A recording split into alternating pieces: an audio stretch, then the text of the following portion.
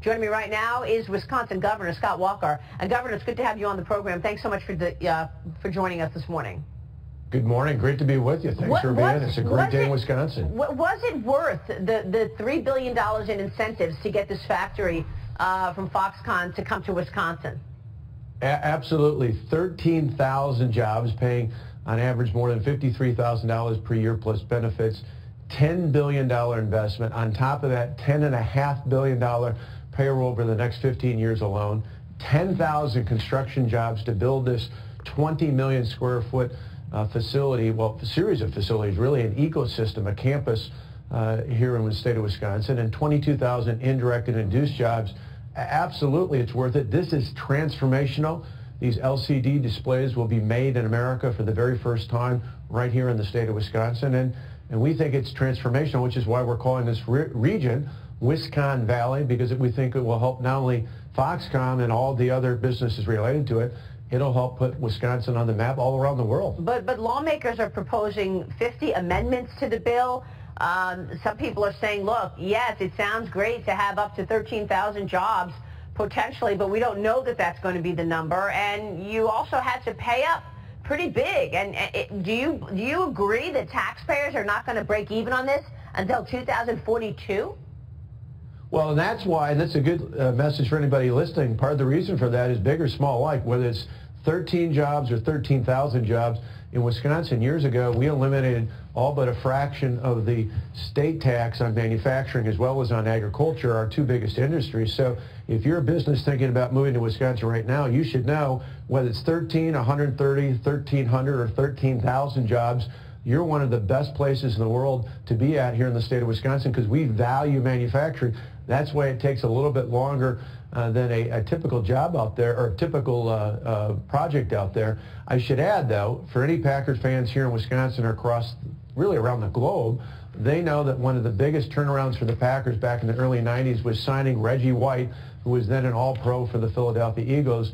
Reggie White wasn't just the biggest Packers deal in the history of the team at the time. He was actually one of the top 3 deals of all time, at least back then, in the NFL, and it was worth it because Reggie White wasn't just a player. He helped transform that team into the Super Bowl winning team they were just a few years after he came. We believe the same thing is true, parallel here in the state of Wisconsin. It's not just those 13,000 jobs. It's not just the $10.5 billion payroll and plus the $10 billion capital investment.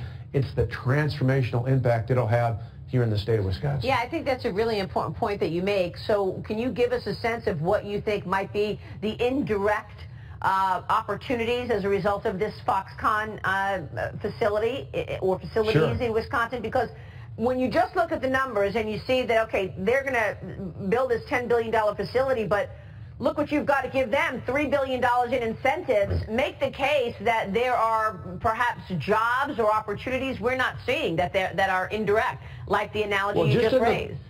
Yeah, just on the payroll alone, for the next 15 years, which is what we do, the payoff on the $3 billion of incentives the state provides, just on the direct jobs, the 13,000 direct jobs that will come from this new ecosystem, a multitude of facilities, 20 million square feet. Just to put that in perspective, that's enough to put 11 Lambeau Fields in. So sticking with my Packers consistency there. But those are just direct jobs, $10.5 billion worth of payroll versus the $3 billion worth of incentives. On top of that, you've got $10 billion being invested into the capital to build all this. That's 10,000 construction jobs. There are going to be people working in this state from one end of the state to the other to help construct this over the next several years. And then we believe, in the analysis you referenced, the nonpartisan Legislative Fiscal Bureau acknowledge the analysis of about 22,000 indirect and induced jobs. So all the other entities, all the other suppliers, the supply chain issues, we've already seen Corning Glass say that they're going to come because to build these LCD displays, they've got to be close to where these facilities are at. You're seeing other entities, other businesses. We think it'll help us attract talent from across the country and around the world and keep more of our college and high school graduates here in the state of Wisconsin. So there's a lot of benefits when you see all the things that Foxconn and all the ripple effect brings to the table. Yeah, so you're expecting people to come from other places in America to start up and live in Wisconsin just for the job opportunity. It was funny to hear the president the other day tell people in New York. Look, if you're living in upstate New York and you don't feel like there are job opportunities, the taxes are too high, go to Wisconsin. But what about the threat that the plant is not even built? I mean, Foxconn previously made a pledge to build a plant in Pennsylvania. That never materialized. So are you concerned that they may drop the plans? Well, two things. One, we have what we call pay-as-you-grow, so they don't get a penny if the jobs don't materialize and they don't make the capital investment. So this is a real firm commitment for us. We even have clawback provisions that we do for all deals like this, big and small alike. So they get paid as they grow. If they don't hit the 13,000 mark, for example, they don't get half of it's based on capital, half of it's based on jobs. So if they don't make the investments in jobs and people working there, if we don't make the jobs in the capital investment, they don't get the full amount of the money. But the other part specific to Pennsylvania is a good example. Pennsylvania, they backed away from because the governor changed. They made a change in the leadership of the state in terms of who the governor was. I said that's a pretty compelling reason here in Wisconsin. We shouldn't change who the governor is for the next several years. So, is the legislation providing the company with just $3 billion in cash, Governor, or what kind of incentives were so important? I recognize that there was a lot of competition for Foxconn.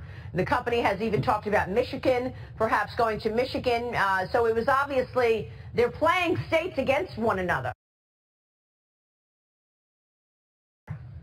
Well, they are. There's a multitude of states, all sorts of states have been talked about, from Michigan, Ohio, Pennsylvania, Illinois, Texas, even others out there. They wanted to be in America because of the president's leadership on this and because they wanted to secure their market here in the United States. We're just pleased that they picked Wisconsin. As I understand it, there were other states, at least one, but multiple states that probably offered a little bit more than we did, although clearly we were in the same ballpark, so there weren't huge differences in terms of the incentives on the table. What we offered was a great workforce, access to water near the Great Lakes, a combination of changes over the last few years in terms of taxes, regulation, litigation, all the things that should be attractive to your viewers, not just if they're bringing 13,000 jobs, but any number of jobs to the state of Wisconsin, right to work, all those things. Not one thing alone was the reason for it, but they looked at the investments in the workforce. They looked at the fact that once the budget we're currently in Wisconsin for the next 2 years is done, we'll have exceeded $8 billion worth of tax relief on income tax and property taxes, even on corporate taxes for manufacturers. So this is really an attractive place to do business in, and they saw that as fitting, and that's why we didn't have to offer the most, but we had to be in the same ballpark. Yeah, and you tweeted out that it adds over $10.5 billion in payroll to the economy over the next 15 years with construction and indirect jobs, as you've been saying. Governor, we'll be watching the developments. Thanks so much for joining us. Thank you. Good to be with you.